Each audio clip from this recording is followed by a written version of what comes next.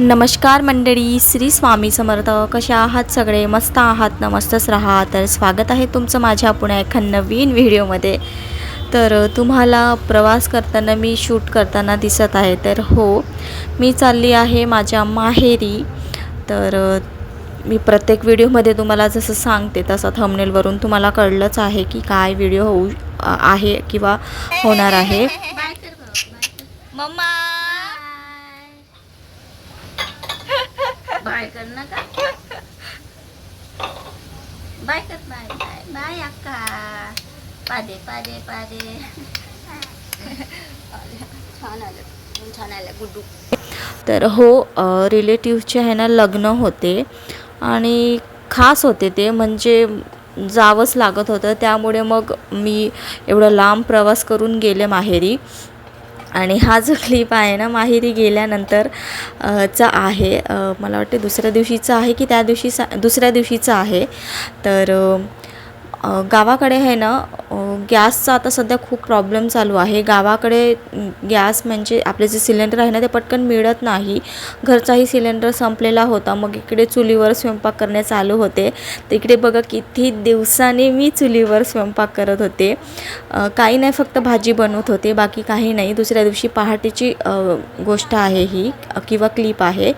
तिथे खेड्यामध्ये गॅसचं खूप प्रॉब्लेम आहेत. त्याच्यामुळे आहे ना पटकन नंबरच लागत नाही आहे किंवा नंबर लावून ठेवलं तरी गॅस मिळत नाही आहे, असा तो प्रॉब्लेम होत आहे.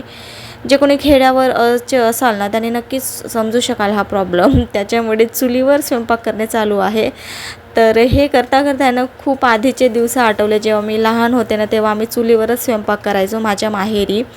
तर खूप चांगलं वाटत होतं आणि चुलीवरचं जेवण अप्रतिम लागतं. गॅसपेक्षा आपण गॅसवर बनवलेलं जेवणापेक्षा चुलीवरचं जेवण कधीही बेस्ट, उत्तम, खायला चविष्ट असते. हे हे म्हणजे एक्सप्लेन करायची गरज नाही आहे. ज्यांनी खातात किंवा खाल्ले आहात त्यांना नक्कीच हे माहीत आहे आणि खेड्यावरचे लोक तर नक्कीच रिलेट करतात हे. तर असो, तर लग्न कोणाचे होते तेही सांगते मी तुम्हाला. काही नाती असं असतात ना, नुसती नावासाठी नाही, त्यांना जपायचंसुद्धा असतात आयुष्यभर. त्यांना टिकवायचंसुद्धा असतात. म्हणून जिथे गरज असते ना तिथे जावंच लागते आपल्याला. तर तसंच एक होतं. म्हणजे माझी जी मम्मी आहे, मम्मीची बहीण आहे, म्हणजेच माझी मोठी आई, जी माझी मोठी आईची मुलगी आहे तिच्या मुलीचं लग्न होतं. तर असे काही नाती आहेत. तर माझ्या बहिणीच्या मुलीचे लग्न होतं थोडक्यात सांगायचं झालं तर. तिच्या पुन्हा एक मुलीच्या लग्नाला मी नाही गेले, पण हे दुसऱ्या मुलीचं लग्न होतं. तर मला आता तरी जावंच लागत होतं. त्याच्यामुळे मग मी गेले. आणि हे बघा इथे आहे ना 2-3 दिवसाची क्लिप ॲड्स आहे. तर हे बघा किती दिवसांनी किंवा वर्षाने मी हातावर मेहंदी काढली आहे, तेच तुम्हाला इकडे थोडं शूट करून दाखवलं. तर दुसऱ्या दिवशी मग स्वयंपाक वगैरे करून जेवण वगैरे करून आम्ही सकाळीच आहे ना, आम्ही जिथे लग्न होते ना त्या गावाला गेलेलो. गावाचं नाव तर तुम्हाला माहीत नाही, पण गडचिरोली जिल्ह्यामध्ये अहेरी तालुका आहे. तिथं छोटासा खेडागाव आहे, तिथलं तो गाव आहे इथे. तर त्या गावाला गेलेलो. आणि इकडे बघा हळदीच्या दिवशीचं जे हे क्लिप्स आहेत, कारण की आम्ही हळदीच्या दिवशी गेलेलो गावाला. तर काही थोडंफार तुम्हाला शूट केलं दाखवायला. तिकडे ज्या पद्धतीने लग्न होतात ना ते सगळी पद्धत मी इथे शूट केलेली आहे. तुम्ही नक्की बघा. आणि खेड्यावरचे आमच्याकडे म्हणजे माझ्या माहेरी खेड्यावरचे लग्न कसं होतात ना ते तुम्ही नक्की बघा. तुमच्याकडे ही अशीच पद्धत आहे का ते सुद्धा तुम्ही कॉमेंट करून नक्कीच सांगा.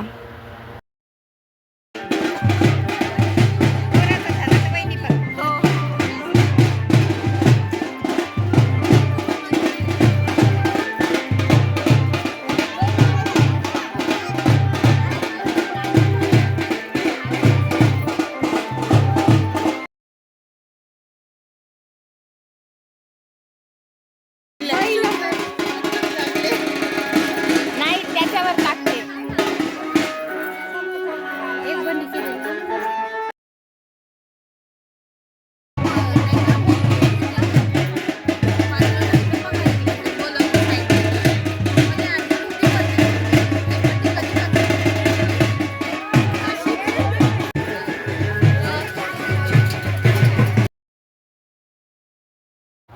मंडळी मध्ये मध्ये व्हॉइस ओव्हर करत आहे, कारण की जो बँडचा आवाज आहे ना कंटिन्यू आहे व्लॉगमध्ये. तर कॉपीराईटचा इश्यू येतो नाही येत माहीत नाही, पण बी सेफ त्याच्यामुळे मध्ये मध्ये व्हॉइस ओव्हर करत आहे. तर ते तुम्हाला बघितलंच, बैलगाडी दिसून वगैरे आहे ना, जे आपले कडुलिंबाचे जे पान, म्हणजे आमच्याकडे आहे ना त्याला कडुलिंबाचे डार म्हणतात. तर ते आणून आहे ना असं मांडवावर टाकतात बघा. छान सगळी मंडळी जातात, त्यांची पूजा वगैरे करतात. मग ते डार आणून आहे ना असं मांडवावर टाकतात. आणि खेड्यामध्ये आहे ना जोपर्यंत घरी मांडव टाकत नाही ना तोपर्यंत लग्न घराला शोभा नाही येत. आणि मांडव टाकणे तर मस्ट आहे. ते शहरातही टाकतात, तुम्हाला माहीतच आहे. फक्त फरक एवढा आहे की शहरात थोडं लहान असतो मांडव वगैरे असं, पण खेड्यावर आहे ना खूप अंगणभर मांडव टाकतात. ही मजा असते खेड्यावर. अद्दूसुद्धा खूप एन्जॉय करत होती, खूप सगळं बघत होती, तिला नवीन नवीन वाटत होतं सगळं. आणि ही जी मुलगी आहे ना माझ्या मामांची नात आहे, म्हणजेच माझ्या मेहुणीची मुलगी आहे. तर तिकडे तिला वाटत होतं की मी फोटो काढते की काय, म्हणून ती छान अशी मोठे डोळे करून पोज देत होती. तर इकडे बघा, इकडे ते मुंड म्हणतात ना ते इकडे उभारत आहेत. तर असं सगळं काही पद्धती आहेत, काही पद्धती वेगळ्या आहेत, काही पद्धती सारख्या आहेत. तर तुम्ही नक्की बघा आणि हे लग्न एन्जॉय करा.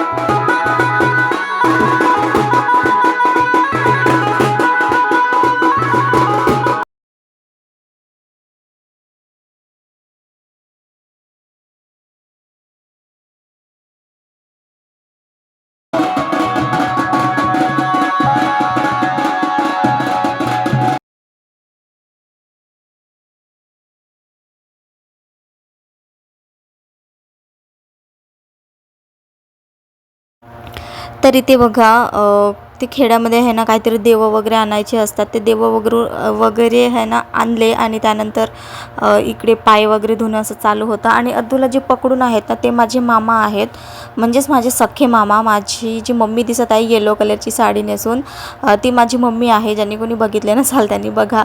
आणि जे अद्दूला पकडून आहे ना ते माझे मामा आहेत. तर हे बघा, हे जे हात वरती केलं ना ते नवरीचे बाबा आहेत, म्हणजेच माझे भाऊजी. खूप कॉमेडी आहेत ते. आणि ही जी दिसत आहे ना चष्मा लावून, ती माझी पुन्हा एक मोठी आई आहे. आणि आता डायरेक्ट तुम्हाला भेटत आहे रात्री. आणि तुम्हाला खरं सांगायचं झालं तर हळदीला आम्हाला एवढं उशीर झालं ना, भयानक उशीर झाला. आम्ही रात्री खूप हळद खेळलोत, मला वाटते 1-1:30 वाजता. तर खेड्यात असंच होतं, खेड्यात काहीच टायमिंग नसतं कोणत्यालाच. कधी कधी खूप उशीर होऊन जातं, तसं असतं. आणि थोडंसं खेड्याचं आहे, प्लीज थोडंसं लाईटचं इश्यू आहे, थोडंसं ॲडजस्ट करा सर्वांनी. तर हे बघा, इकडे हळदीचं कार्यक्रम चालू होतं. तर रात्री हळद झाली होती, कारण की रात्री हळद करण्याचं कारण म्हणजे वरात जायचं होतं आम्हाला वरातीसोबत. कारण की लग्न जे होते ना ते मुलाकडे होते, मुलीकडे नव्हते. आणि जी येलो कलरची साडी नेसून दिसत आहे ती आहे आमची नवरीबाई, म्हणजेच माझ्या बहिणीची मुलगी, हिचेच लग्न होते. तर चला तुम्ही पुन्हा बघा. आणि इकडे बघा, हळदीची जी परंपरा आहे ना अशी असते. सोबत आहे ना नवरीच्या सोबत जी समोर मुलगी दिसत आहे ना ती तिच्या मामाची मुलगी आहे.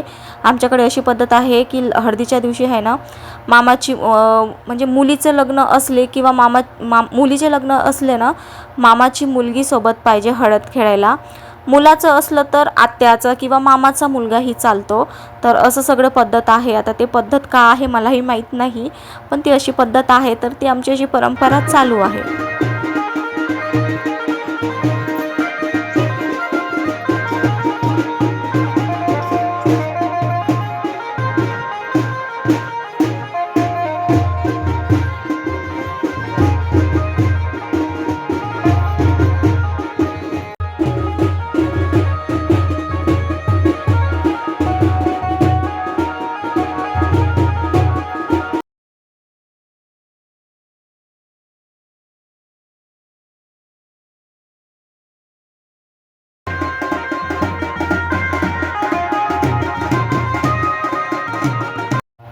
जी नवरीला हळद लावत आहे ना ती आता ती तिची मामी आहे, म्हणजेच मला वहिनी लागतात त्या.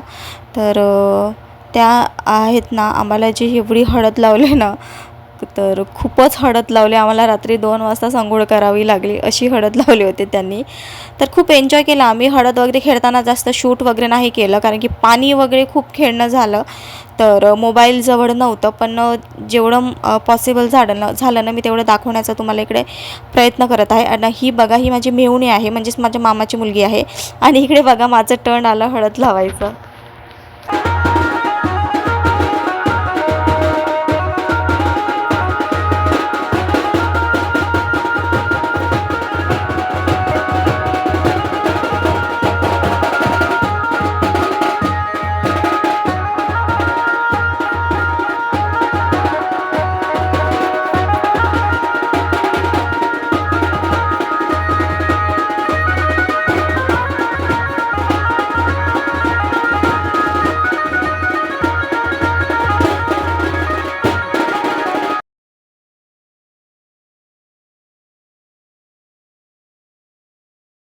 चला तर मंडळी, भेटत आहे डायरेक्ट तुम्हाला दुसऱ्या दिवशीच, म्हणजे लग्नाचा दिवस. लग्नाचा दिवस एवढा भयान होता ना आमचा खरंच, कारण की आम्ही पहाटे 6 वाजता तयारी करून बसमध्ये बसलेलो, म्हणजेच वरातीसोबत जी जायची आम्ही गाडी केलेले होते त्या बसमध्ये बसलेलो. आणि आम्ही पोहोचलो डायरेक्ट 2-3 वाजता पोहोचलो. एवढं त्या ड्रायव्हरनी एवढ्या लाँग रस्त्याने नेलं ना, सगळ्यांची खूप चिडचिड झाली आणि खूप ऊन होती. अद्दूही थोडंसं चिडचिड केली होती बसमध्ये. गेल्याबरोबर आहे ना पटकन तयारी केलं तर आम्ही, अद्दूची तयारी केली, खूप साधी सिंपल तयारी केली. मला शूटही केलं नव्हतं, तुम्हाला दाखवलंच नाही यामध्ये मी कसा लुक केला होता. पण असं इकडे बघा आमची नवरीबाई चाललेली आहे, तिची तयारी करून दिली. तर खूप घाई झाली, एवढी घाई झाली ना, खूपच घाई झाली. म्हणून लग्नाचा दिवस काही जास्त शूट केला नाही. तर असाच होता हा व्हिडिओ. कसा वाटला नक्की सांगा. जास्त शूट न करण्याचं कारण म्हणजे गरमी एवढी होत होती ना, तर अद्दूला सांभाळण्यातच थोडंसं माझी हालत टाईट होत होती. त्याच्यामुळे ना खरंच जास्त शूट करू नाही शकले, सॉरी. तर चला, हा व्हिडिओ कसा वाटला नक्की सांगा आणि ही परंपरा कशी वाटली तेही नक्की सांगा. चला भेटूया पुढच्या एका नवीन व्हिडिओमध्ये. Bye bye. श्री स्वामी समर्थ सगळ्यांना.